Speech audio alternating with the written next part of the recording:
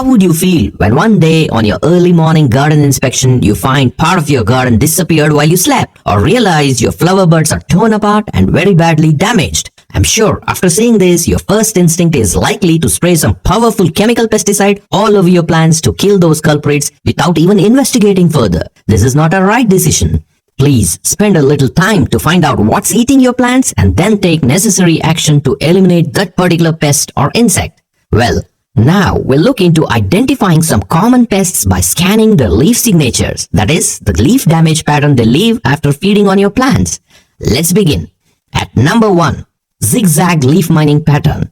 Obviously, these are called leaf miners. Leaf miners are actually very tiny larvae of variety of insects like flies, moths, and beetles. Leaf miners do not actually cause a significant injury to the infested plant, but rather give an unattractive look to the plant.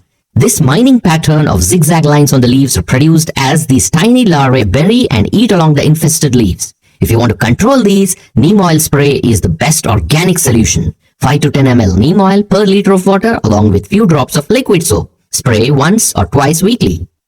At number 2, chewed leaves or slime trails. If you see irregular shaped holes in the leaf but not along the edges, and if you see slime trails or lines, then most likely the culprits are the slugs and snails.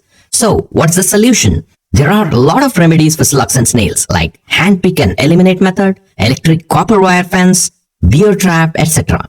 Beer trap is the most effective one. Pour some beer in a saucer and leave it overnight. This attracts and kills these creatures. At number 3, chewed leaves along the edges. This type of leaf signature is left mostly by leaf-cutting bees. So what's the solution? Generally, unless it's too extensive a damage, you did not take any step to kill or drive away these bees because they are beneficial insects and required for pollination in your garden. At number 4, chewed leaves with central holes in between veins, like skeletonized leaves. This signature indicates caterpillars, especially if the holes are larger. This is also caused by other insects like beetles, earwigs, and sawflies. So, what's the treatment? For caterpillars, handpick and eliminate them, including their eggs from the leaves.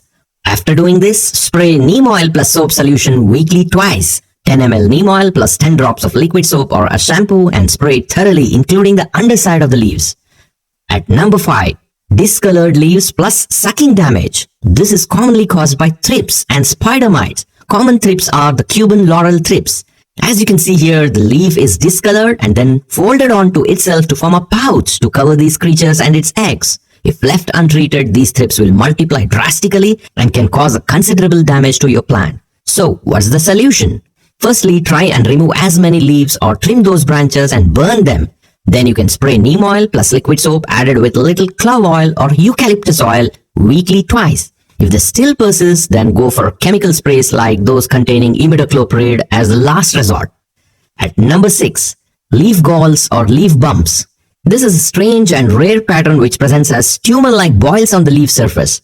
This is considered to be due to irritation or stimulation of plant cells due to feeding or egg laying by insects such as aphids, wasps, and mites. At number 7, sucking damage and deformed leaves and leaf curls. Common sucking pests are aphids, whiteflies, and mealybugs. The mealybugs are very common and are found sucking the new growth and tips.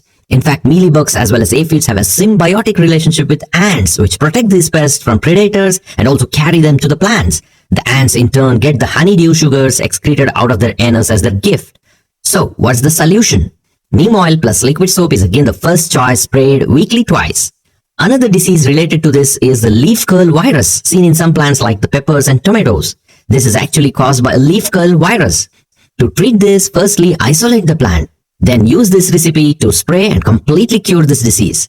Take 1 liter of sour buttermilk. You can also take 500 ml if you have fewer plants. Then add 1 teaspoon or about 5 grams of asafoetida powder to it and mix it well. Let it stay for 1 or 2 hours. Sieve this solution using a fine cloth to avoid spray bottle clogging. Spray this thoroughly over the affected plant, including the underside of the leaves.